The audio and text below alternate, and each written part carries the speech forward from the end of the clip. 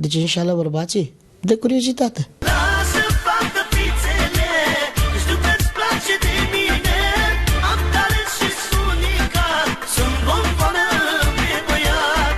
Este nicio minune că bărbații calcă strâmb, zice Minune. Recunoaște că nici el nu poate fi dat exemplu de fidelitate în căsnicie, dar că niciodată nu s-a băgat în alte familii. Îl înțelege perfect pe colegul de scenă, Guță, cum de altfel cunoaște foarte bine și tentațiile cărora trebuie să le facă față un star de manele. El este așa cum și-a ordonat el viața. Fiecare avem greșelile noastre în viață sau unul mai norocos sau altul are ghinion. Noi artiștii suntem vânați, iar Guță, dacă mai greșește și el și mai are câte o gagică, este star omul și își permite. Care este problema? Merge la sală, vine acasă, nu? Asta e viața noastră de artiști. Atâta timp cât avem grijă și nu ne neglijăm familia și copiii, soția mea și copiii mei sunt niște persoane deosebite și trebuie să le respecti, nu? Și întotdeauna te întorci acasă. Da, întotdeauna mă întorc acasă. Asta nu înseamnă că și greșesc întotdeauna.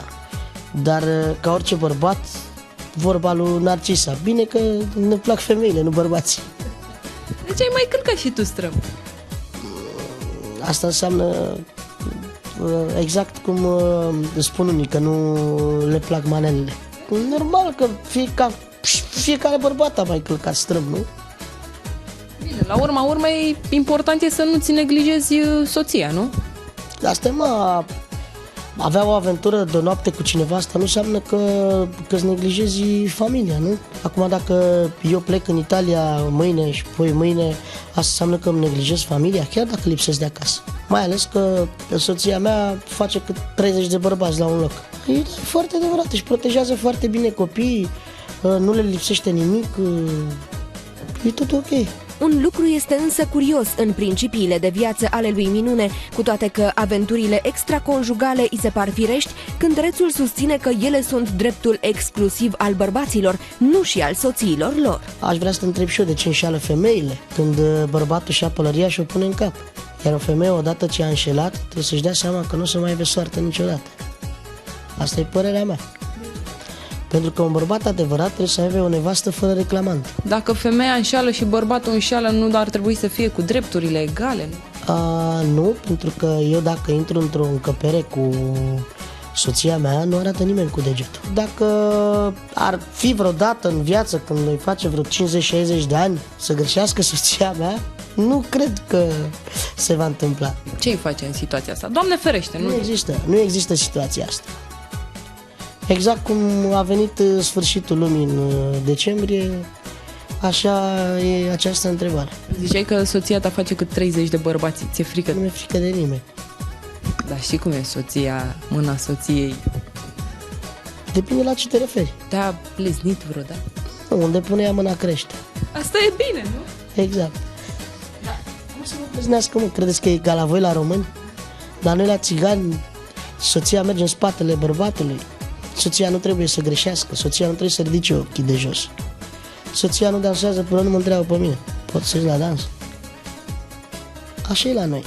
Așadar, Adi Minune este totuși fidel tradițiilor, cele potrivit cărora bărbatul și femeia nu sunt deloc pe poziții de egalitate într-un mariaj. Lucrurile se schimbă însă când e vorba de viața profesională. Manelistul a început o colaborare muzicală cu o bulgăroaică seducătoare. O cheamă Tania și este cât se poate de încântată de proiectul cu Minune. I love this guy. I don't know why. Tell me more about it. Tell me more about it. Why do you love this guy? Because how can you do not look at him? He's such a heart. It's not just beautiful outside, he's beautiful inside, and this is very important. I know Andrian since a very long time, and he was very well known in Bulgaria since his song became a very big hit, Danseza. And all the nightclubs, every single DJ played this song, especially they actually started their program with that song. Dansaza, da da da da da da da da da da da da da da da da da da da na na na na na na na na na na na na na, something like that. It was really huge hit. O voce deosebită, e o voce care este foarte mare acolo în Bulgaria. E o voce care mie îmi place și sunt compatibile vocile noastre. Nu e ușor să fii vedetă, la fel ca Mick Jagger sau Jay-Z, la fel ca Justin Bieber sau Fuego. Adi Minune știe că un star are nevoie de liniște, mai mereu pe drumuri, extrem de solicitat. Manelistul trebuie să aibă pacea necesară pentru a se concentra la prestația artistică. Așa că, la fel ca celebritățile internaționale, Adi are un staff numeros, care se îngrijește ca acesta să fie protejat fizic și să nu-i lipsească nimic. Întotdeauna în spatele meu mai există 2-3 băieți neapărat pentru a mă apăra. Eu am nevoie de foarte multe lucruri deodată, adică port foarte multe telefoane la mine, am 21 de numere de telefon. O geantă, niște haine, pentru că eu cânt foarte des și transpir foarte des, niște medicamente și nu pot să le țin toate odată la mine. Telefonul la mine nu ține bateria mai mult de 3 ore niciodată. Îmi trebuie niște încărcătoare, 2-3 încărcătoare. Iar în spatele meu e adevărat, trebuie neapărat o a doua mașină pentru că PR-ul meu și fratele meu, finii mei, trebuie să stea după mine. Ți-a fost vreodată frică de ceva? Nu, frică nu mi-a fost nici de Dumnezeu, să zic așa, pentru că Dumnezeu nu-ți vrea rău, Dumnezeu îți vrea binele și chiar dacă îți dă ceva, îți dă atât cât poți să duci. Asta am învățat-o acum mai mare, pentru că am crescut cu frica de Dumnezeu. Totuși e o meserie destul de periculoasă, întâlnești tot felul de oameni care de multe ori au contact cu alcoolul, nu poți să știi cum reacționează. Sunt atât de călit încât știu că cei care i-am cunoscut 3 și apoi după ce au băut alcool reacționează la băutură, dar am învățat să las de la mine și să știu să zic cum spun ei și totul trece. Evitarea este soluția mea. Ți s-a întâmplat vreodată vreun lucru la care nu te așteptai?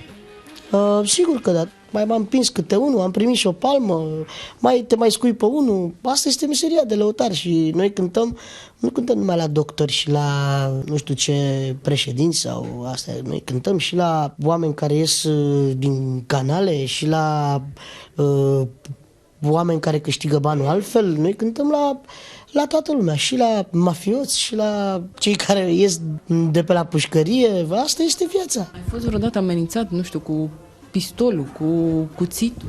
Nu odată, de multe ori. Dar de la amenința și de la a face ceva până la a se întâmpla este cale lungă. Pentru că eu de la vârsta de 10 ani, 11 ani am văzut sânge și bătăi și multe chestii. Dar până acum m-am călit și am învățat. Să înțeleg că tu ai scăpat de sânge, nu ți-ai luat bătaie. Nu, dar mai sare un cioc, mai te tai și tu, se mai întâmplă, ce vrei, asta este meseria. Nu cântăm numai la papioane, nu? Cu toate că în ultimul timp noi numai așa ne îmbrăcăm. De-a lungul anilor, Adi a învățat că eleganța, luxul și hainele de firmă sunt lucruri obligatorii pentru a fi respectat în branșă. Cu cât a început să câștige mai bine, cu atât a investit mai mult în costume și ținute spectaculoase. Care e standardul? Cum trebuie să fii îmbrăcat? Exact cum crezi tu că valoarea ta a ajuns la luxul care trebuie să-l meriți ca și artist. Nu poți să vii în training la Acasă TV, nu? Acum mai prins la muncă de am un plovăraș, cu toate că e frumușel și ăsta, dar muncim acum. Ai înțeles? Și era normal să mă prind așa. Am plecat foarte repede, am uitat să-mi pun și un ceas la mână și pentru că așa e bine să știi cât e timpul întotdeauna.